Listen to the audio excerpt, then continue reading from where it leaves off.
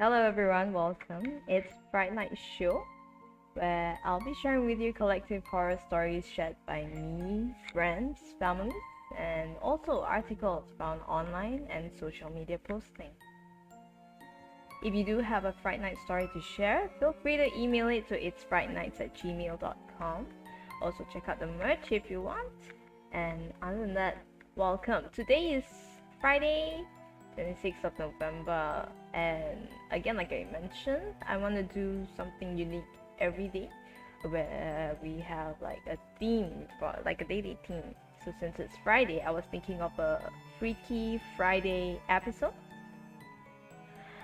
And what is Freaky Friday episode? It's where it will be something, it's not like a horror or like really a ghost kind of topic, but it is somewhat of a ghost. Like today, I have found few articles online and also on social media.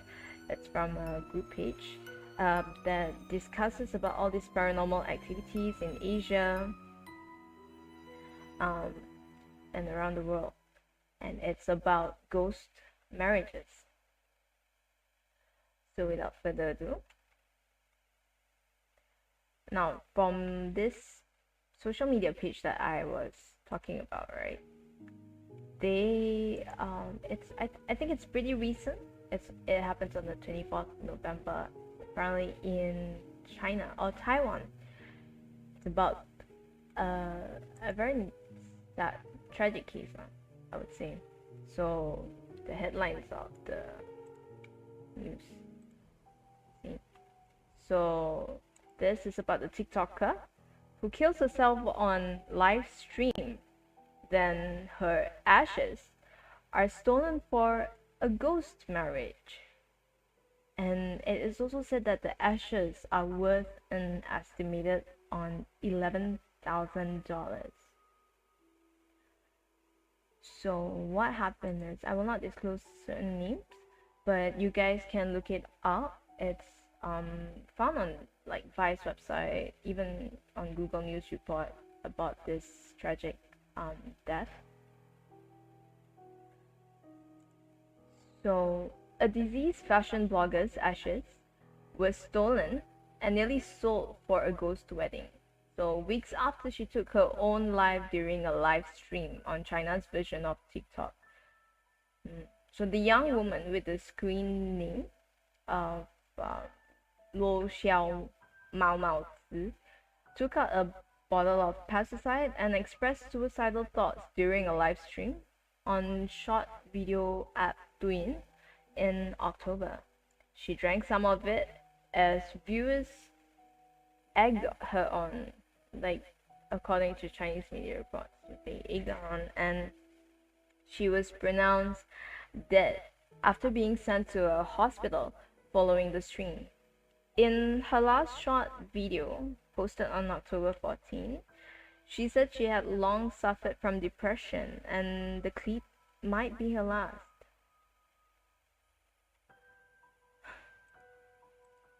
So her body was later cremated in a rural part of Shandong province. But the tragedy took an unexpected turn this week when local media reported that her ashes were stolen by a crematorium staff member and offered to an unrelated family for a ghost marriage. So this custom, it's popular in some parts of rural China, where people perform marriages for deceased relatives, especially single men, in the hopes that they will have happy families in the afterlife. So 3 men have been detained in connection with the theft of the live streamer's ashes.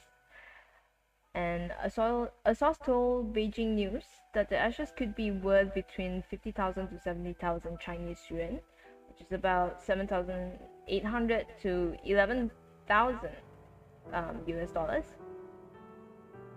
The wife of one of the men said that they didn't end up selling the ashes after talks with the potential buyer fell through. So the live streamer's experience has triggered an online outcry. Many internet users have condemned what they see as systematic abuse of women that extends even beyond that. So if anyone talks again about women not being able to get married at an older age, I'll tell them women would get wedded in ghost marriages even after they die. And commented a person on the micro blogging site Weibo. So why? It's like a trend now in China. And until today, young women are increasingly pushing back against the gender discrimination, sexual abuse, and domestic violence faced by women in China. A hashtag #MeToo movement recently hit a former Communist Party leader, although Peng Shui, the tennis player who posted the sexual assault allegations online, has been put under blanket censorship. So several trending hashtags about the ghost marriage controversy were later removed by Weibo, indicating censors are trying to quell the outrage. So families of the deceased bachelors sometimes struggle to find remains of deceased single women for ghost weddings. Since the one-child policy and selective abortions have caused skewed sex ratios in rural China in favor of men, those looking to profit from the demand have in the past resorted to stealing female corpses and even murdering women. In February, a man in northwestern China was executed after he was convicted of killing two women with mental illnesses and selling their corpses for ghost weddings. So if you or someone you know is considering suicide, help is available. And I think this is like I'm not sure if this is a global hotline, but the number is called 1-800-273-8255 to speak with someone now. And there will be like a suicide helpline there. So please, this is also where I would like to share a bit, just to take note that suicide is a serious issue. Mental illness, mental health is a serious topic. So if you or your friend, you know someone, or you yourself feel that you are suffering from it, that you have symptoms of it, please do get it checked. Go to a professional medical treatment for it. So together we will help, take care, take a look out for one another. So that news, the TikToker Ashes was sold to this unknown family, unrelated family, for ghost marriage. So why ghost marriage is a thing in certain parts of rural China until today, right? So ghost marriage in China. See, these are the facts and details article trying to explain this whole culture, this practice. So in China, a ghost marriage, or spirit marriage in Chinese, is a marriage in which one or both parties are dead. It is usually set up by the family of the deceased and performed for various reasons, including the death of an engaged person before the wedding, to integrate an unmarried woman into the patronage, to allow a younger brother to get married, and to ensure the family line is continued.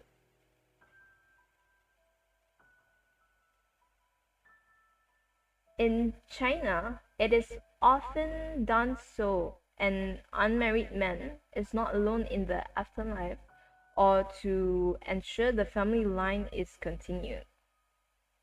Other forms of ghost marriage are found in Sudan, India, and France since 1959, and this is a source from Wikipedia. So the marriage is often prompted by a dream and some other perceived communication with the dead person. In ghost marriages among the Singapore Chinese, Marjorie Topley relates the story of a 14-year-old Cantonese boy who died. A month later, he appeared to his mother in a dream saying that he wished to marry a girl who had recently died in Ibu, Perak. So the son did not reveal her name, but his mother used a Cantonese female spirit medium, and through her, the boy gave the name of the girl, together with her place of birth and age, and details of her horoscope, which were subsequently found to be compatible with his.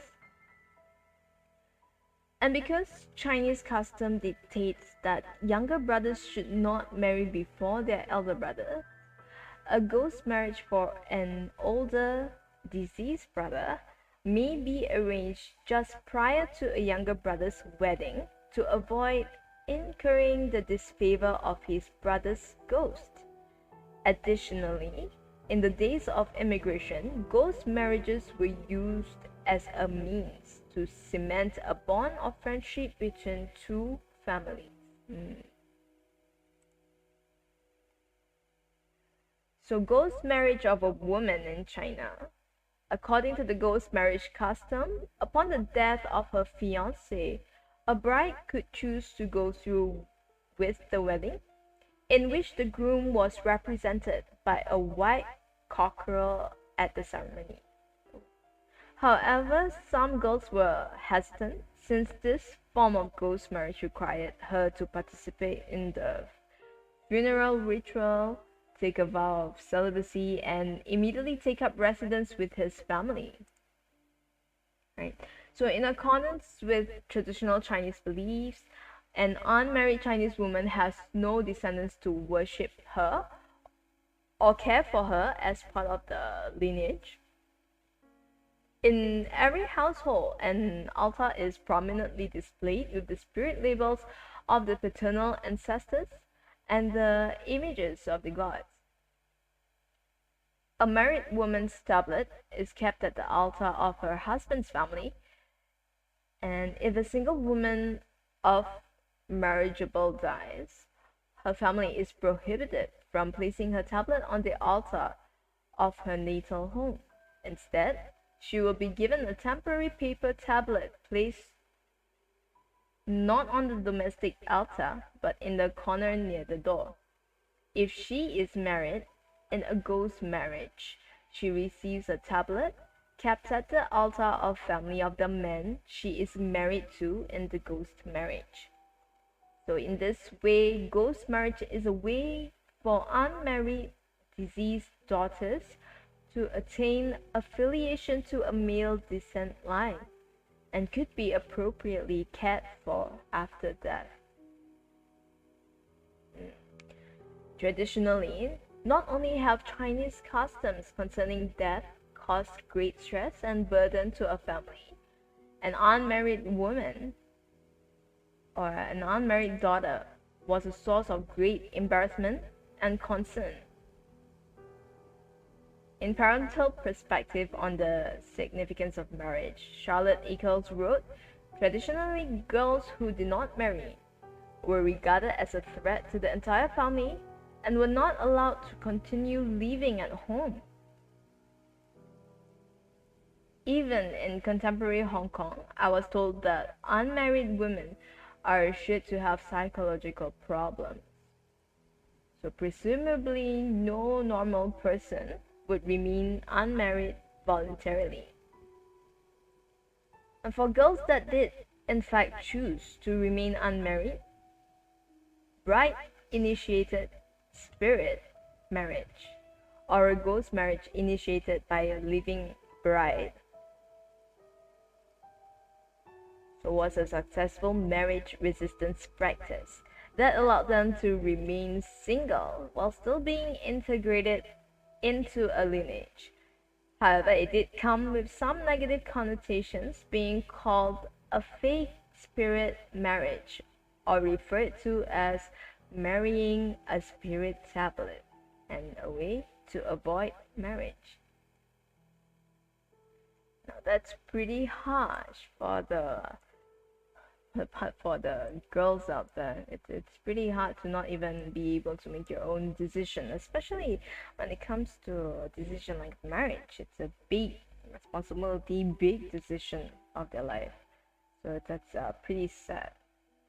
How about ghost marriage of a man in China? And it continues here. If a son died before marriage, his parents arrange a ghost marriage in order to provide him with progeny to continue the lineage and give him his own descendants. A man in China does not marry so much for his own benefit as for that of the family. So, to continue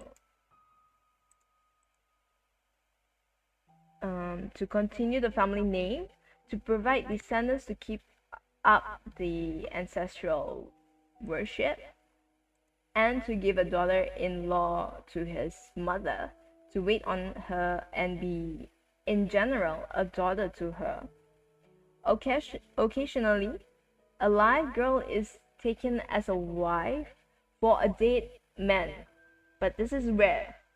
The ceremony itself took on characteristics of both a marriage and a funeral, with the spirit of the deceased bride being led by a medium or priest, while her body is transferred from her grave to be laid next to her husband.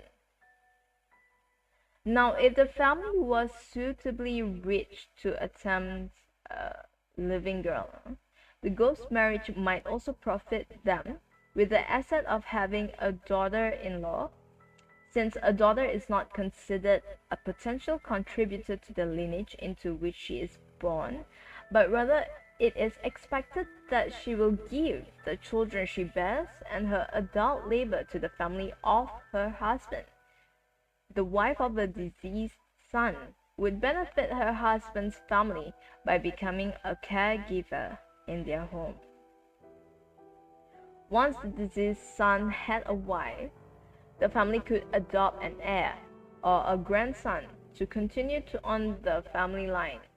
The purpose of the daughter-in-law was not to produce offspring, as she was to live a chaste life, but she became the social instrument to enable the family to adopt. The family preferred to adopt patrilineally related male kin, usually through a brother assigning one of his own sons to the lineage of the deceased. The adoption was carried out by writing up a contract, which was then placed under the dead man's tablet. As an adopted son, his duties were to make ancestral offerings on his birth and death dates, and he was additionally entitled to inherit his foster father's share of the family estate. You see, this is how unfair it is, right? When it's pretty harsh for the ladies out there. Like ghost marriage on a woman, she, it's just the way. It's either those women who chose to live single their life and they'll do a ghost marriage where then they, it's not like an excuse, but it's like a reason for why they cannot marry anymore because they are spiritually married. But however, when it's on the men's side, the ghost marriage of a man in China, it's not, they just find a living girl and be able to live with his family and all that. However, to produce a child is not a thing. It's just that she'll be able to adopt, and then the son will be able to inherit the deceased father, the foster father's share. So then this moves on to arranging a ghost marriage, the dowries and bride wealth. If a family wishes to arrange a ghost marriage, they may consult with a matchmaker of sorts. In a Cantonese area of Singapore, there is in fact a ghost marriage broker's sign hung up in the doorway of a Taoist priest home. The broker announces that he is willing to undertake the search for a family which has a suitable deceased member with a favorable horoscope. Others do not use the aid of any priest or diviner, but believe that the groom, the ghost bride has chosen, will somehow identify himself. So typically, the family lays a red envelope, which is usually used for gifts of money, as bait in the middle of the road. They then take hiding, and when the envelope is picked up by a passerby, they come out and announce his status of being the chosen bridegroom. Mm. So they have to use like the red packet to beat, and then when the envelope moves, this is when they announce the status of being the chosen bride and groom. Okay.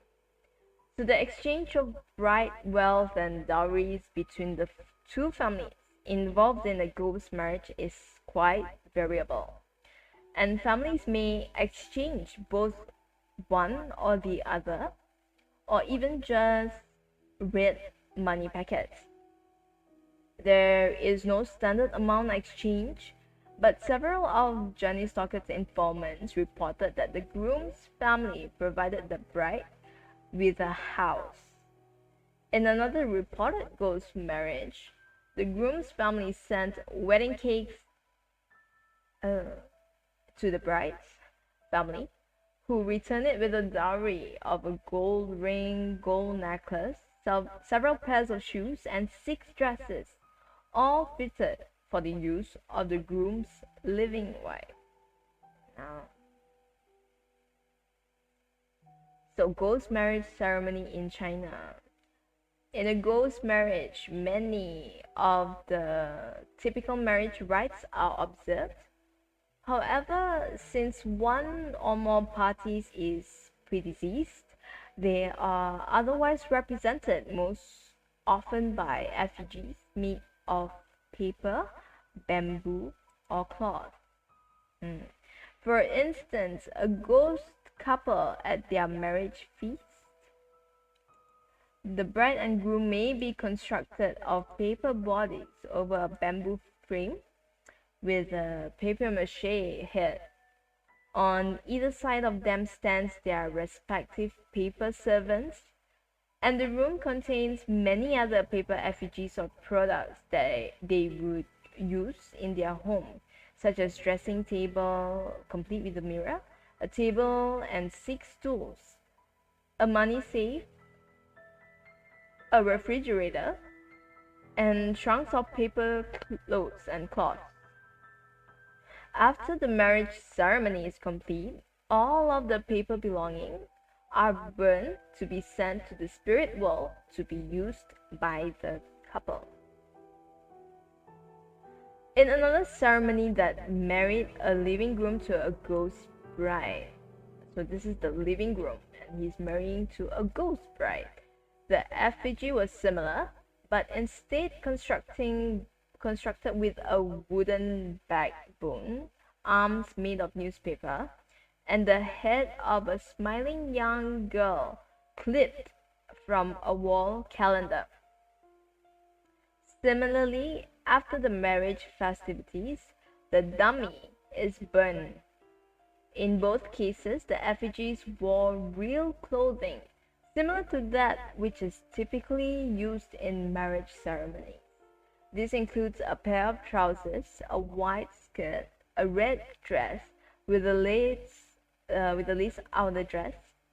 Additionally, they were adorned with jewelry, though similar in fashion to that of a typical bride. It was not made of real gold. If a living groom is marrying a ghost bride, he will wear black gloves instead of the typical white. Most of the marriage ceremony and rites are performed true to Chinese custom. In fact, the bride was always treated as though she was alive and participating in the proceedings. From being fed at the wedding feast in the morning to being invited in and out of the cab to being told of her arrival at the groom's house. So one observable difference in the ghost marriage is that the ancestral tablet of the deceased is placed inside the effigy, so that the bride's dummy is animated with the ghost that is to be married, and then placed with the groom's family's tablet at the end of the marriage festivities. It's a bit too extreme. Not only that, it is also done around, I can say, in most countries. So ghost marriage in the 19th century. In 1899, Arthur Henderson Smith wrote in Village Life in China, "It's not infrequently happens that the son in the family dies before he is married, and that is, it is desirable to adopt not a son, but a grandson. There is, however, to the Chinese, a kind of paradox in adopting a grandson when the son has not been married. To remedy this defect, after the boy had died unmarried, would to the practical Occidental appear impossible, but it is not so to the sentimental Chinese. To meet the exigency they have invented, the practice of marrying the dead, which is certainly among the most singular of the many singular performances to be met with in China. So it is a norm that grooms would pass on before their wedding dates, and what happened is that the wedding will still be continued, but with the either the tablet being placed in the effigies, and then the whole ceremony is still continued, carried on. And then what happens next, because the there's no way that the bride were to consummate with her husband, deceased husband, they would adopt, and then all this ceremony. So in order to keep the line of succession unbroken, it is thought desirable that each generation should have its proper representatives, whether they really were or were not links in the chain. It is only in families where there is some considerable property that this question is likely to arise. Okay, so for those who have those big assets, then this would be questioned. Where it does arise, and where a lad has died from whom it is thought desirable to take a post-mortem wife, the family casts about to hear of some young girl who has also died recently. Then a proposition is then made by the usual intermediaries for the union of these two corpses in the bonds of matrimony. It is probably only poor people, poor families in China, to which such a proposition is regard to their daughter would be made. To no others would it be any object. If it is accepted, there is a combination of a wedding and a funeral, in the process of which the deceased bride will be taken by a large number of bearers to the cemetery of the other family and laid beside her husband. So the newly adopted grandson worships the corpse of his mother, and the other ceremonies proceed in the usual way. So the writer was personally acquainted with a Chinese girl who, after her death, was thus married to a dead boy in another village. Upon being questioned in regard to the matter, her father admitted that it was not an entirely rational procedure, but remarked that the girl's mother was in favor of accepting the offer. The real motive in this case was undoubtedly a desire to have a showy funeral at the expense of another family for a child who was totally blind and whose own parents were too poor at her death to do more than wrap her body in a mat. That's pretty sad. And the practice of marrying one dead person to another is very far from uncommon to China. Its ultimate root is found in the famous dictum of Mencius that of the three lines of unfilial conduct, the chief is to leave no posterity. This utterance is one upon which the whole domestic life of the Chinese seems to have rested for ages. It is for this reason that those Chinese who have not yet married are accounted as of no importance.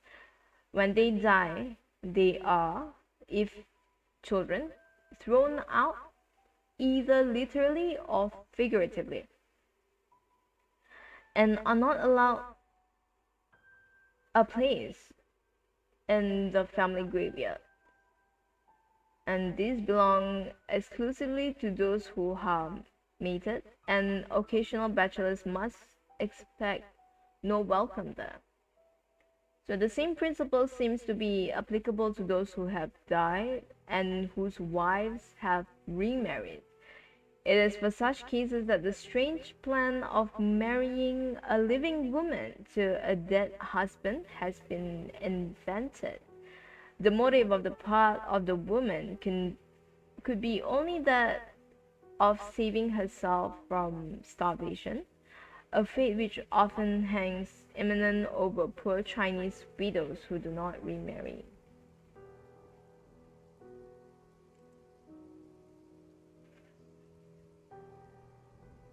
So the revival of ghost weddings create a demand for bodies. How this whole ritual turns out dark is because when they couldn't find these dead bodies, or no one is interested to do this ghost marriage anymore, murder tends to happen.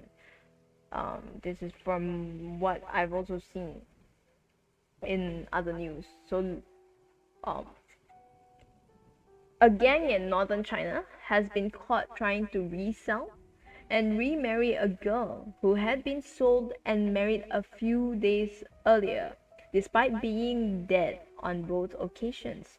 The lack of pulse, however, was not something that troubled the girl's first husband or groom in waiting, who were also both dead, and according to superstition, in need of a spouse with whom to share the afterlife. And another one is the arrests in Hebei province have shone a light on the country's revival of the tradition of ghost marriages for men who die young and unwed.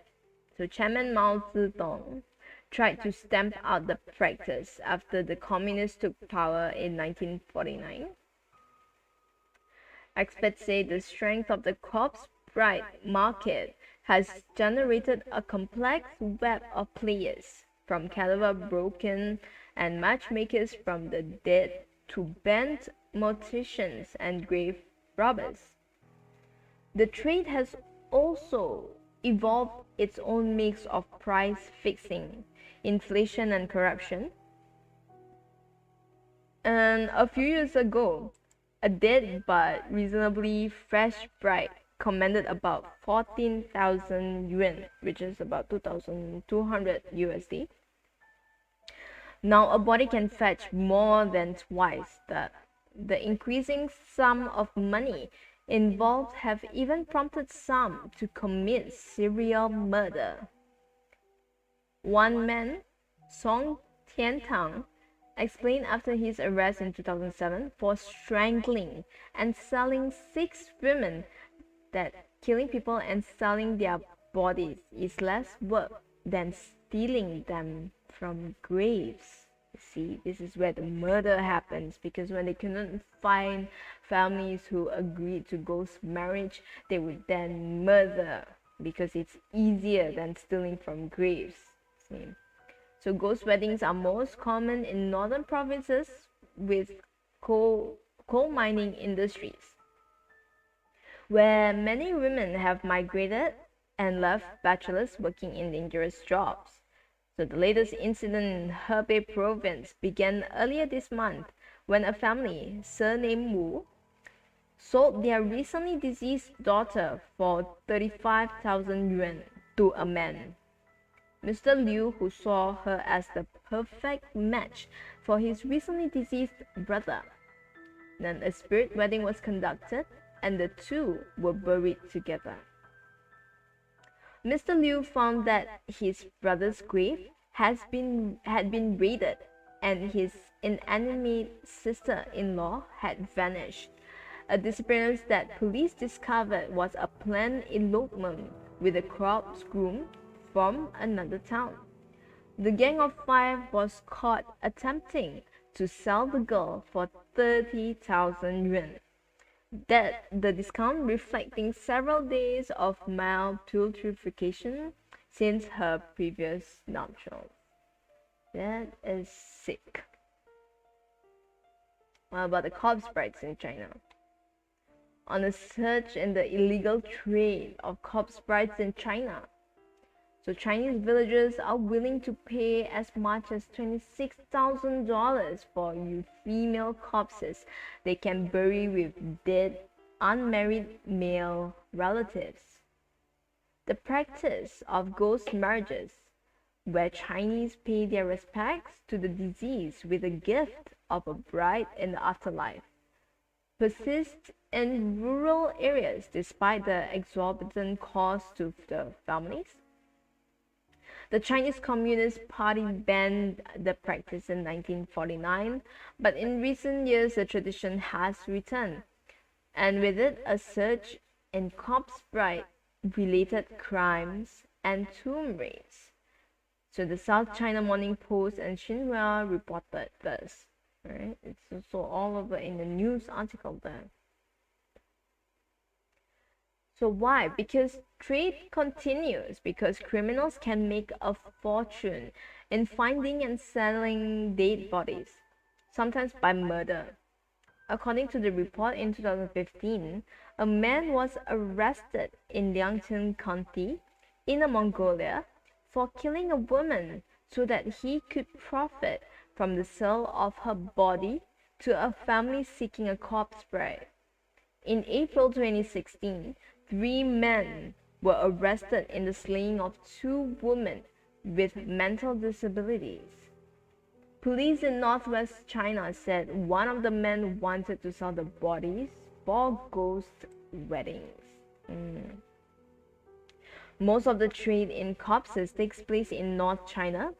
In Hongtong County in Shaanxi Province, 27 female bodies were reported stolen since 2013, but more bodies could be missing because of underreporting, according to the Post. Families who elect to purchase a corpse bride for burial are also not safe from theft. So one of the residents who paid $26,145 for a young girl's body said he has to check his dead son's tomb to make sure tomb raiders have not stolen the body to be resold. Going with a dummy body is not an option in some villages, where elders tell families that such a practice would set a bad example for children, said another resident. Real body or not, I think this whole practice is extreme. It's freaky. How does then it's like a cycle of domino effect. You see, this diseased boy is to be wedded to this living groom, or those both the bride and groom are diseased, and then it's like they all have to put this extra precaution of that the body would be resold again, and then going through another wedding ceremony again over and over again. So it's just just personally to me, it's just too much extreme. It's unnecessary. But this is just a custom and a ritual that some rurals in China still practices it. So okay, at least I'm sure it's for them to look out for those who have passed on. Maybe their beliefs is that they won't be alone when they are wedded, and that they can both reunite in the afterlife. So whatever works for them, right? So why is it not just in China? There are also in many other countries. Okay, so we were reading about China and all this. Like mostly it's still a main practice, correct? But now it's also happening in Japan. One of the countries that still does this is Japan. And some regions of Japan, particularly the northern islands and Okinawa Prefecture, have a very long tradition of posthumous marriage, probably because of the centuries of Chinese influence. Here, again, the reasons relates to the placing of spirit tablets and continued honoring of ancestors. The main factor distinguishing Japanese ghost marriage from its Chinese counterpart is a type of spouses married to ghosts. So a deceased person is not married to another dead person, nor to a living one, but to a doll. The most common ghost marriage is between a ghost man and a bride doll, but posthumous wedding can go the other way, with a ghost bride marrying a groom doll.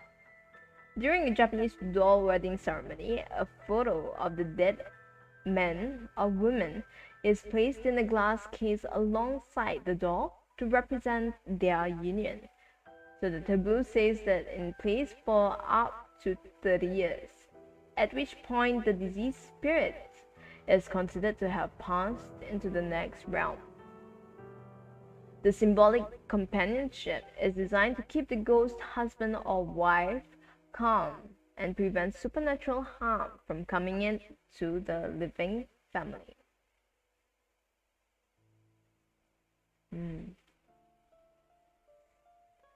So then it moves on to Korea. Throughout the Korean peninsula, it used to be customary for a person to marry the soul of a betrothed who died before the wedding. The living spouse would then remain celibate for the rest of his or her life. Currently, that tradition is not binding.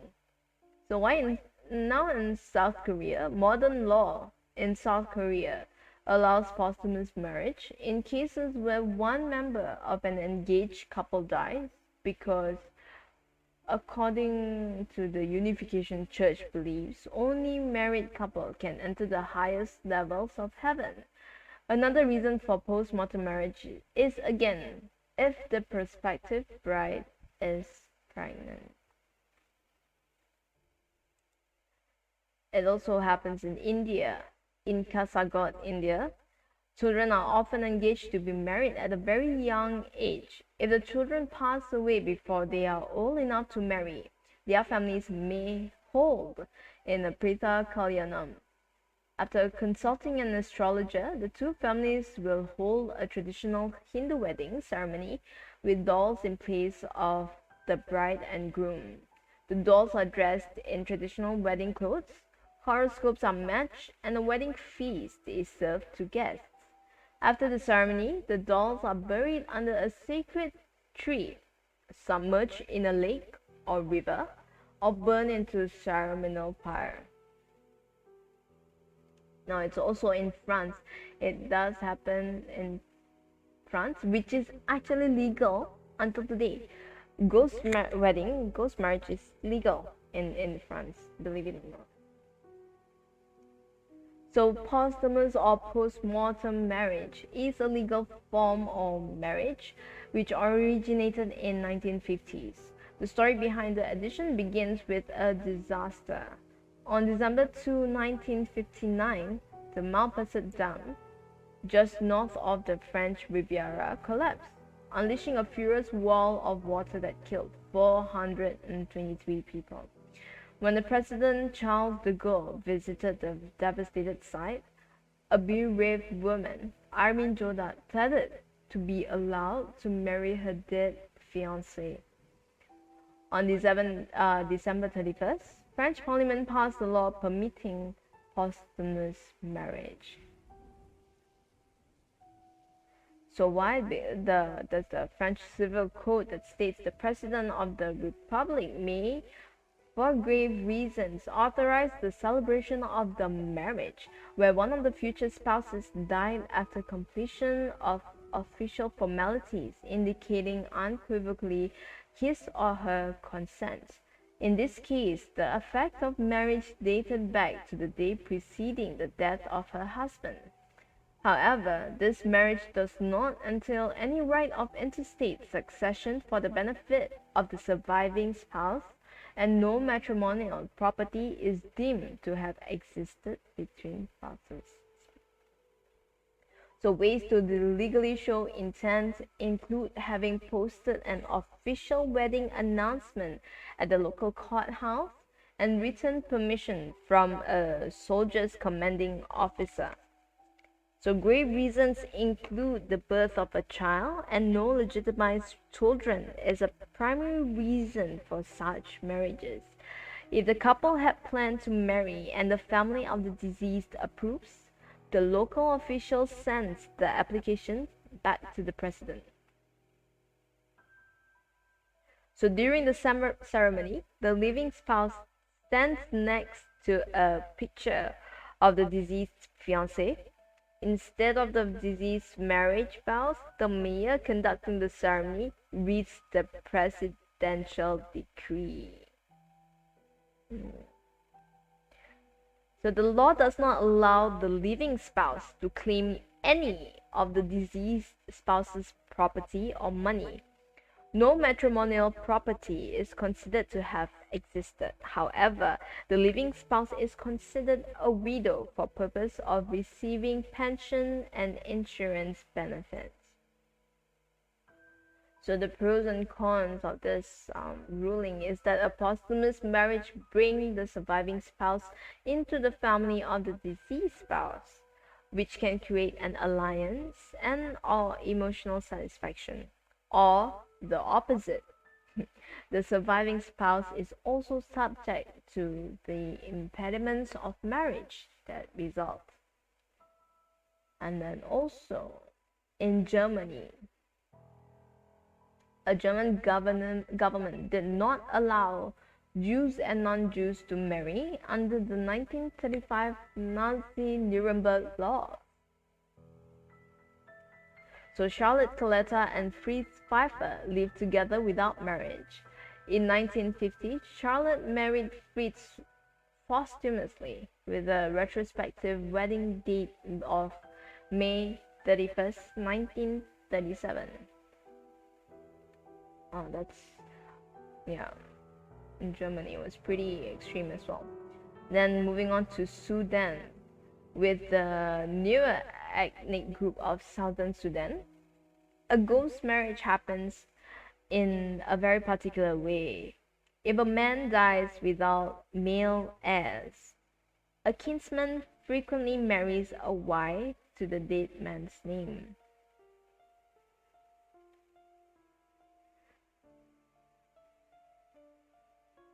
So then the biological father then behaves socially like the husband, but the ghost is considered the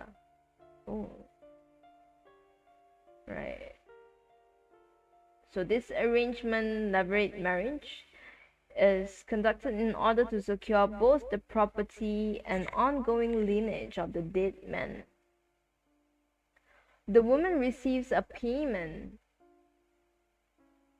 at the time of the ghost marriage, a fee known as the bride price, which may include blood wealth, money from those responsible for the death of the man, as well as payment in the form of cattle that once belonged to the deceased man.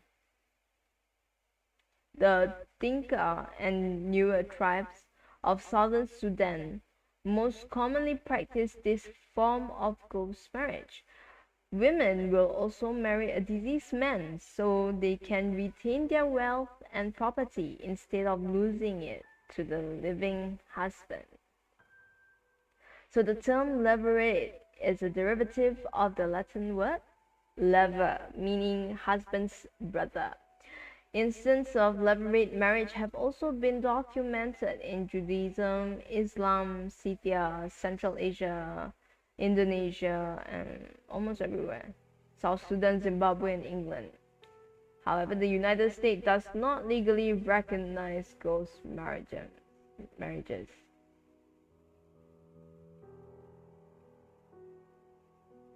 So, bottom line for the writers out there, marrying dead people is rife with possibilities for tension, romance, murder, and conflict. So, real life examples are often tragic.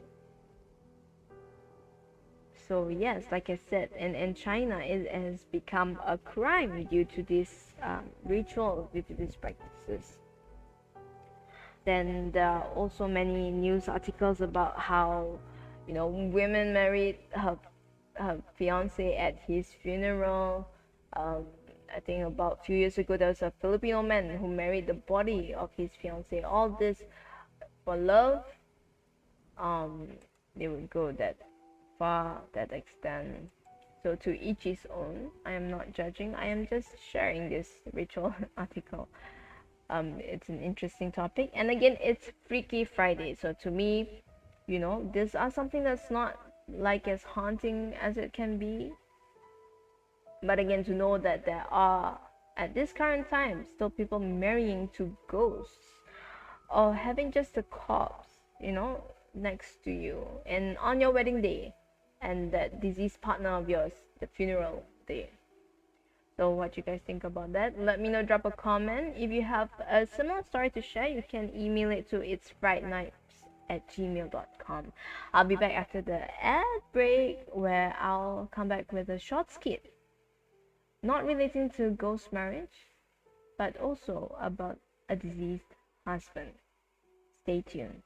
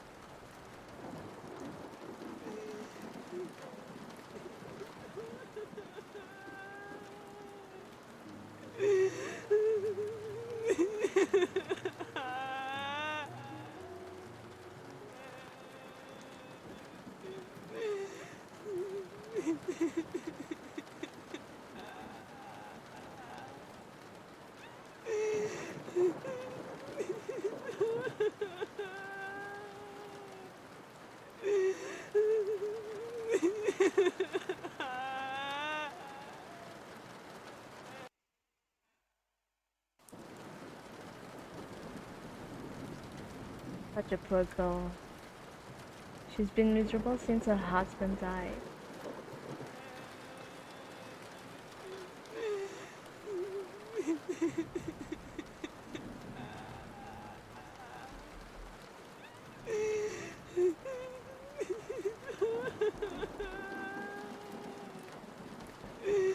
And and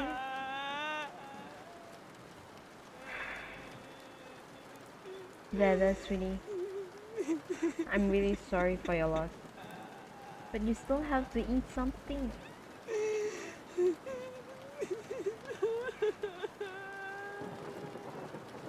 And please,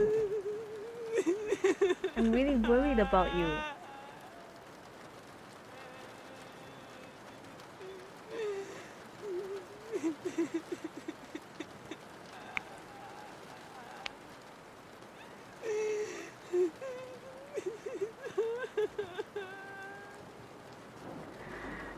I want him back. I can't live without him.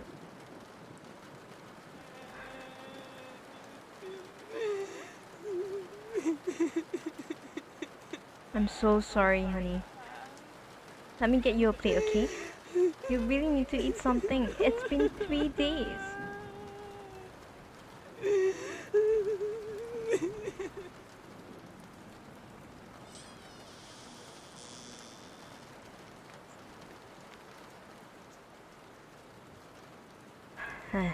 I'm really worried about your sister. She hasn't been sleeping, hasn't been eating. She's gonna fall sick. Just give her some time, Ma. It's a deep trauma on her.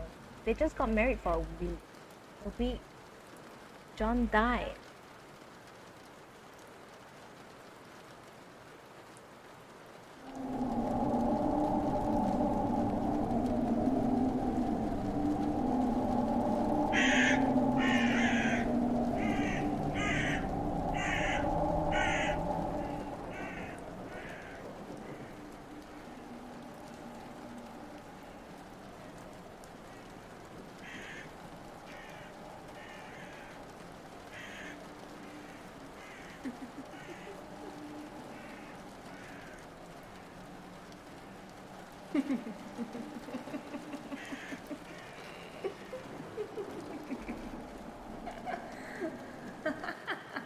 Isn't that Anne?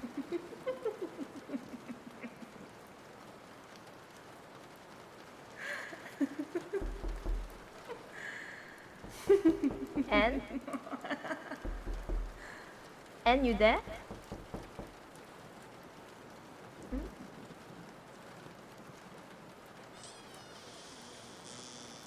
Anne?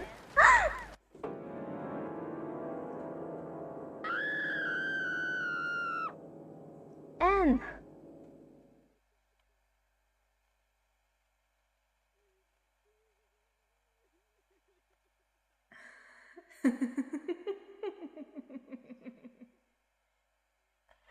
Look, Liz. John is back.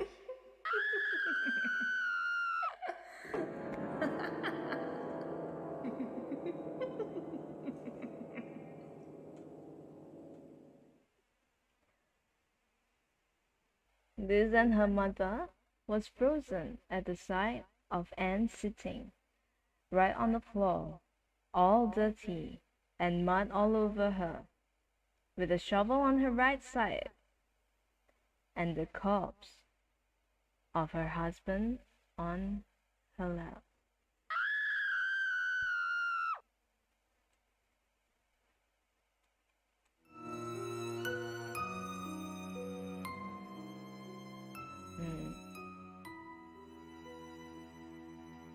So what do you guys think about that skit?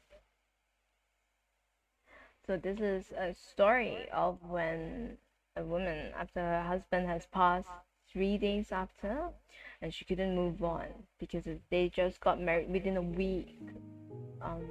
Within a week of getting married, her husband passed away from an accident. So it was pretty tragic. The trauma was pretty deep in her. And one day, from all the cryings that the mother and sister have heard, her locked up in her room every day. Just one day they just heard her laughing, talking to herself.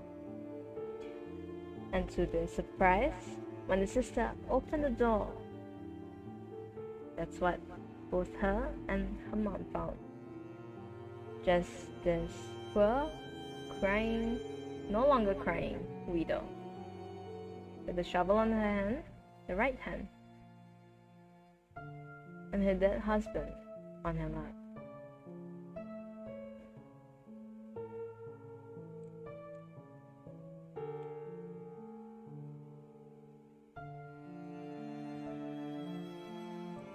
So today I'm pretty happy to be able to share all this Freaky Friday episode, the articles of ghost marriages, the practices, the rituals, and a short story. Now there are another story that I've heard, which happens in Indonesia. Also something similar. It's about a couple in this village, and I think they've been married for quite some time. For years actually they've been together, and then one day the wife fell ill and she just got more sick and eventually died from her sickness. And because they've been spending all these years together, they have no kids. The husband was really distraught by her passing, and he was just to what the neighbors claim, that he just locked himself up in the house. Now in Indonesia there are villages where the burial grounds are pretty near to the houses. So it's been weeks since neighbors have not seen the husband since the funeral. Only one concerned neighbor, as he's passing by the house, he did smell a stench of rotting, something that's not pleasant to smell. And when he knocked on the door, he just couldn't, he tried to find out what happened, is there anything wrong? So he was calling out for this neighbor that he passed by. And also similarly to his shocking, what he discovered was that a corpse of the wife of this man is laying in the living room of the house, with the man lying down next to her. So that is a pretty sad story for those who are really, who are in love, who has been together with your spouses for years. Maybe you guys can understand the connection, the deep connection that the both of you share, and that when one of you being parted to the other world, it's really something difficult to accept. So these are the extremes that some people would go. A woman would dig out the corpse of her husband so that he'll be on her lap, she'll be able to embrace him. And then there's also a story where the husband also dug up the body of his wife just so he could spend more time with her. So what you guys think? Leave a comment, do follow. I'll be streaming from Mondays to Fridays. Every night I'll be doing something different, like I'll be setting a theme. So yesterday I did some collective stories of haunted MRTs in Singapore. Maybe I will share more on known haunted railroads or train stations from around the world.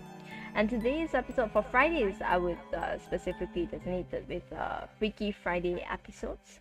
It will, however, be only about like 1 hour plus of stream on Friday. Hey, it's the weekend, so I, would like to claim an hour free time for myself as well. I hope you guys really like the stories that I shared. I'll be coming up with more skits with dialogue, which is better for me as well, because to be honest, just constantly reading all the stories without without any dialogues and could be boring. So let me know. There's also a suggestion box if you think that's not scary enough or you like to hear new improvement and changes. Feel free to let me know, as I'm pretty new to this channel, very new to streaming as well. I appreciate your like and support. So without further ado, I hope all of you stay safe, take care, and have a good weekend. It's a Fright Night show. I'll see you on Monday. Goodbye.